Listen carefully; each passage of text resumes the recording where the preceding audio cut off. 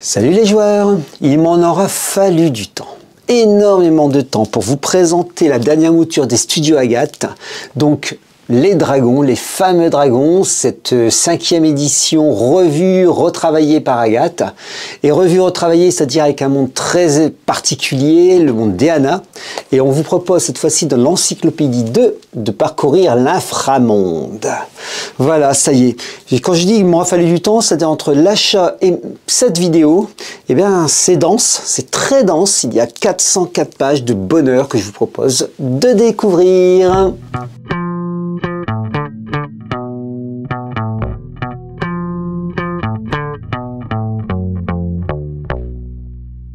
Bon, c'est pas la première fois qu'on rencontre l'inframonde dans les éditions Dragon, hein, ce tome 6, puisque nous l'avions déjà eu dans le tome 5. Je vous amène sur la vidéo précédente, on fait une vidéo précédente de présentant Dragon, donc où je vous ai présenté les créatures, créature 2, et la nature, donc inframonde, hein, créature numéro 2, où nous avions les différentes bébêtes, donc d'eau noire, ou alors peut-être du chancre, donc les deux types de créatures maléfiques que l'on peut rencontrer dans les obscurités.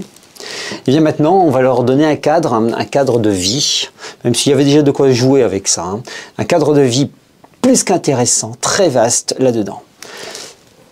Vous dire qu'il est magnifiquement illustré cet ouvrage. 404 pages, une merveille. Alors voilà, hop, j'ai pris une page au hasard. Je vais prendre une page au hasard. Encore une fois, nous avons des illustrations, au moins une. Allez, on continue.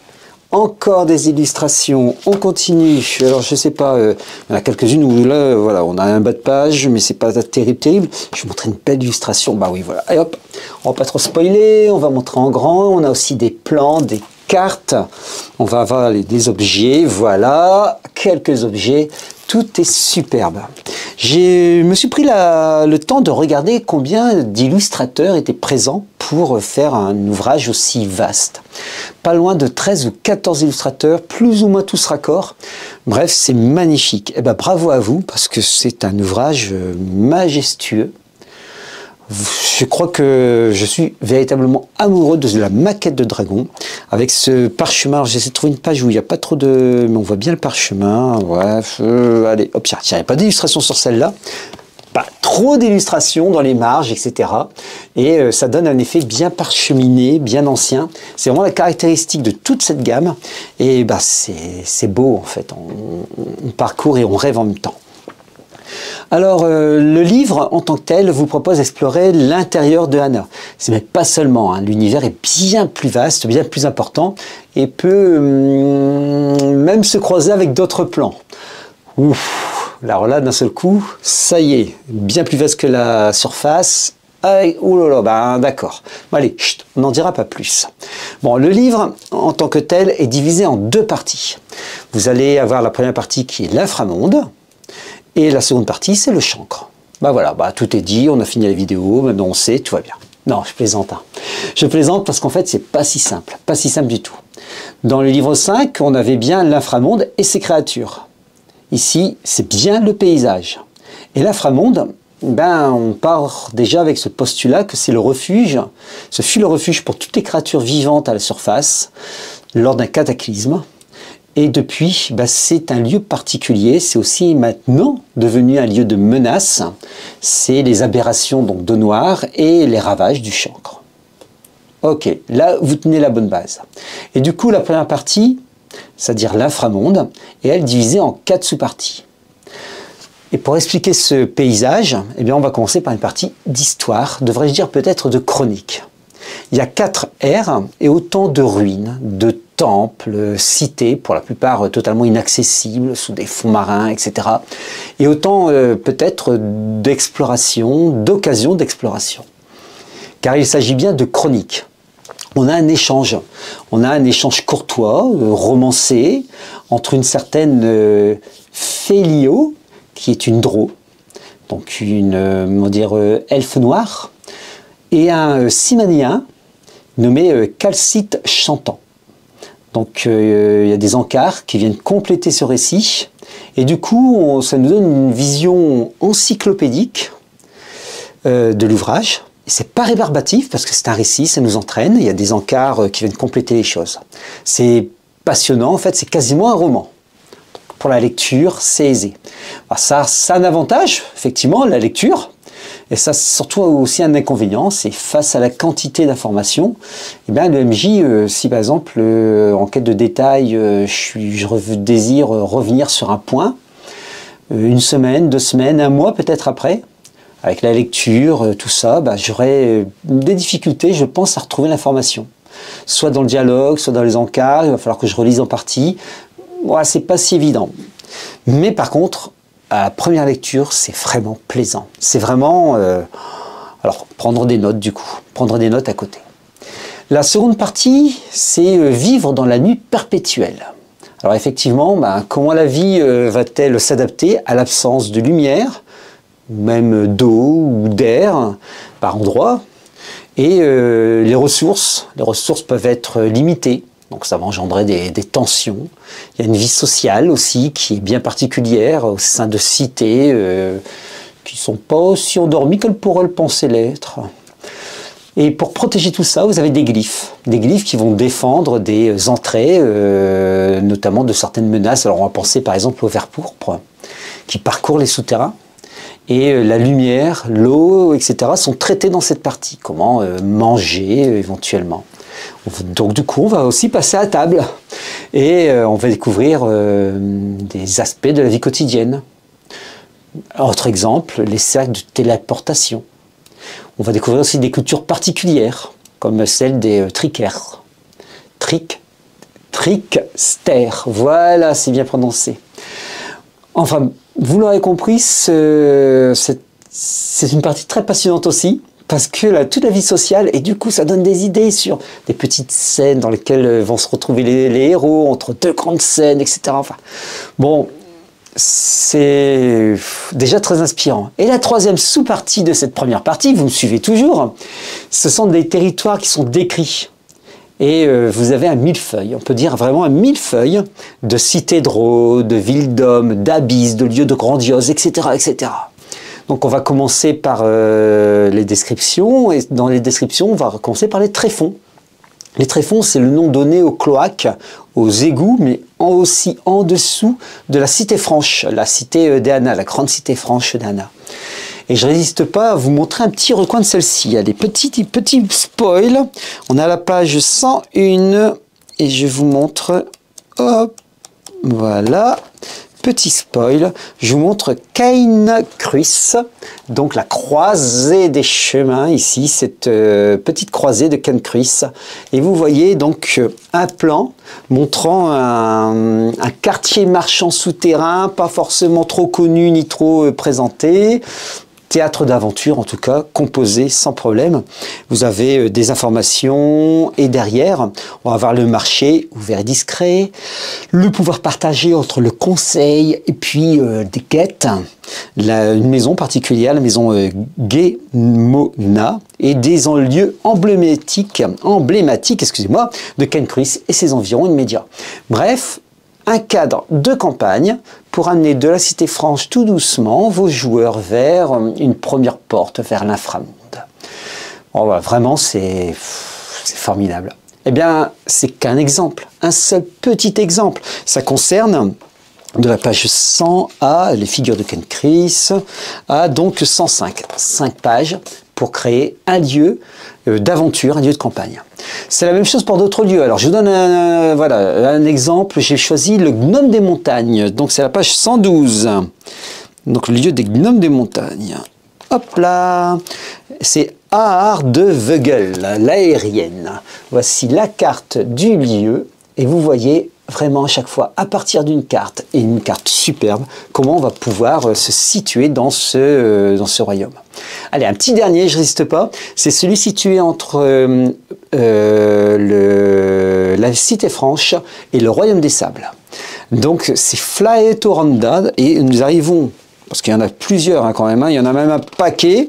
Là, à la page 206, donc vous voyez entre la page 100 et la page 206, le nombre de descriptions qu'on peut trouver.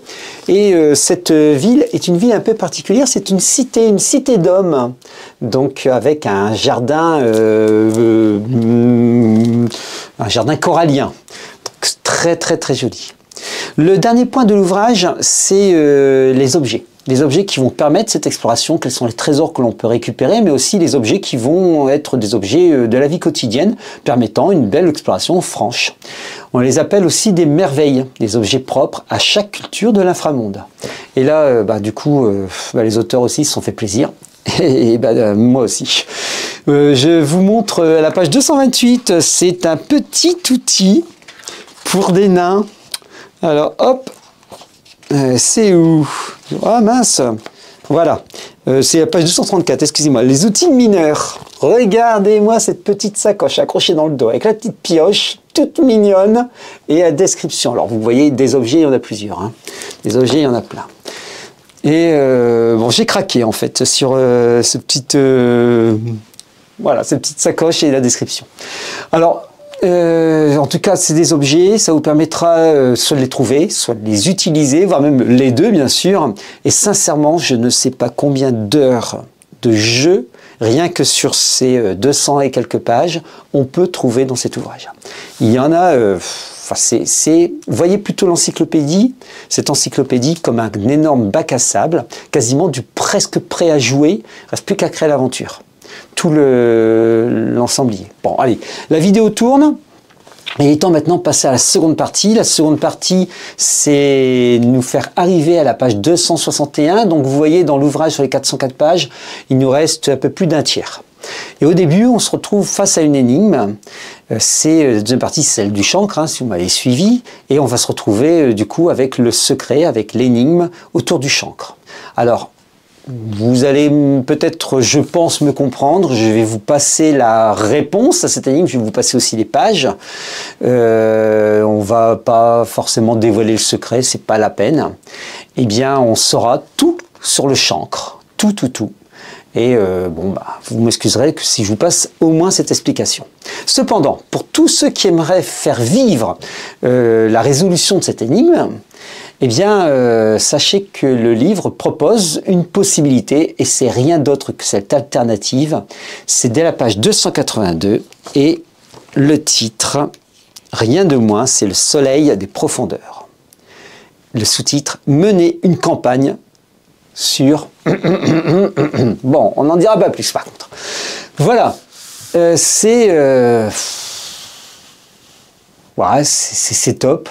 C'est top, c'est un jeu de dialogue. Ça commence en fait cette campagne est présentée sous forme d'un dialogue qui permet de la reconstituer, cette campagne. Vous avez des conseils, vous avez des aides, vous avez des personnages, des lieux, etc. Qui sont présentés. Quasiment un récit d'une aventure, de deux aventures en réalité. Et pour tout MJ, ça va être plutôt facile de s'emparer de ce bac à sable, ça va être plutôt évident.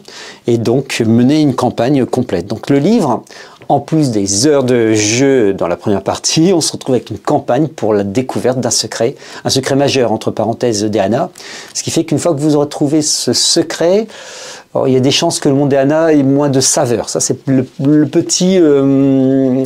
traînez bien vos basques dans le monde d'Anna, quitte à faire la vie d'un personnage complet, hein, niveau 1 jusqu'au niveau 12-14, rarement on joue au-dessus.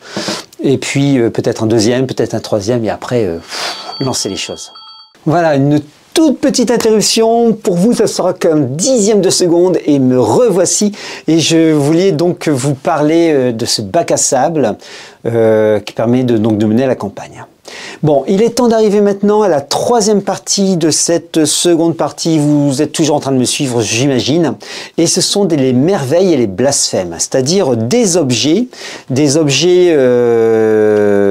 sympathiques, mais aussi peut-être les blasphèmes, c'est-à-dire des objets maudits, qui vont permettre de vivre plus encore, allez, petit mot de l'invention, plus encore puissamment cette campagne. Donc le livre va permettre d'avoir, allez hop, on va montrer, bracelet de lien du cœur, bouclier cible, fourreau de rappel, talisman de frappe faridique.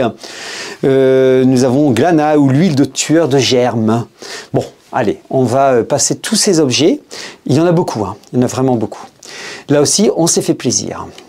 Et donc le livre se termine sur des annexes. Il y a 3 annexes, c'est-à-dire on va présenter les héros cimaïens. Alors, je suis un peu déçu par contre par cette annexe, puisque j'imagine très mal, si je souhaitais créer un personnage cimaïen, pouvoir jouer avec cette annexe. Voilà, ça serait peut-être, on pourrait penser, parce que le titre c'est Des héros cimaïens, donc on pourrait se dire, bon, création de héros, etc. Non, ça va pas être tout à fait possible, je pense. Enfin, en tout cas, moi, je m'y risquerai pas. La deuxième annexe, c'est donc sur les périls des terrains rocheux, c'est-à-dire en fait créer des combats particuliers sur des espaces étriqués. Ça, c'est intéressant, ça permet de modifier légèrement la règle. La deuxième annexe à l'intérieur donc des périls des terrains rocheux, c'est celle qui concerne les vapeurs néphitiques. Et là, effectivement, on va retrouver encore et toujours du poison. Alors ça, faut le savoir, c'est une constante dans Dragon. De plus en plus, j'ai l'impression qu'ils s'amusent avec beaucoup, les auteurs s'amusent beaucoup avec ça. Il y a effectivement du poison et il y a toujours du poison. Bon, en tout cas, ça fait varier les parties, ça les rend des fois plus anxiogènes. Et la dernière annexe, c'est celle qui concerne les glyphes. Et là, on a en fait, on a une précision supplémentaire. Il n'y en a pas forcément besoin, mais une précision supplémentaire par rapport aux glyphes qui apporte certaines choses, pas seulement des lieux de blocage ou de passage. Donc, on a glyphes de mort, d'air pur, mais aussi, entre autres, et clin d'œil à mes joueurs, la glyphe de Xonime. Et ils connaissent bien les liens de Xonime et la glyphe de Xonime maintenant, après une certaine aventure. Voilà, petit clin d'œil et comprennent qui pourra. Voilà. Bon, il est temps de refermer cet ouvrage bien conséquent. Si je dois vous faire une critique globale de celui-ci, eh bien c'est une belle surprise, vraiment un grand plaisir de lire cet ouvrage. Bon, je suis peut-être pas autant partial qu'avec d'autres ouvrages, puisque le Monde de Dragon, j'y adhère beaucoup, j'adore. C'est vrai qu'il y a quelques critiques à faire. La première critique, c'est celle du système encyclopédique. Très difficile de retrouver l'information par rapport à une présentation qui est celle du dialogue, de la mise en situation. Et donc très difficile de retrouver l'information. Mais d'un autre côté, le plaisir de la lecture serait vraiment gâché. Ça serait peut-être même fastidieux que de lire une suite de choses. Alors c'est un parti pris. Je pense que c'est le meilleur en tout cas, même si on ne prend pas de notes à côté, eh ben, ça risque d'être compliqué. Donc du coup, conseil plutôt que critique, prenez des notes en même temps que vous allez réfléchir sur l'inframonde et prenez bien les pages, c'est je pense important. La deuxième critique, c'est celle concernant vraiment 3 fois rien concernant les annexes, hein, concernant notamment ce personnage qu'on pourrait se créer, ce ciméen. Mais je me demande si on ne le trouve pas dans les créatures 2, dans des nouvelles espèces jouables. Je me demande s'il n'est pas dedans. Alors, je me permets de vérifier quelques secondes. Parce qu'en fait, c'est pas forcément... Oui, si. Voilà, et ben c'est pas une bonne critique. Quand je vois dans le tome numéro 5, je vois la page 36, Cimaïen ou Torve, trait des Cimaïens, donc 36 à 39 grosso modo. Et on peut donc les créer en espèces, en peuple jouable. Donc effectivement, il n'y a pas de souci. Autant pour moi... Honte sur moi même, devrais-je dire. Voilà, bon ben il est temps de refermer, je vous montre le tome 5, mais il est temps de refermer ce tome 6, toujours aussi beau, toujours aussi majestueux. J'ai ouï dire dans une fuite sur internet que ce serait certainement le Grimoire 2 qui serait le prochain ouvrage des studios Agathe. Est-ce une bonne, une vraie, une fausse rumeur? Ben écoutez, l'avenir nous dira et on découvrira tout ça. En tout cas, il est temps de se dire au revoir et de se dire surtout un salut les joueurs!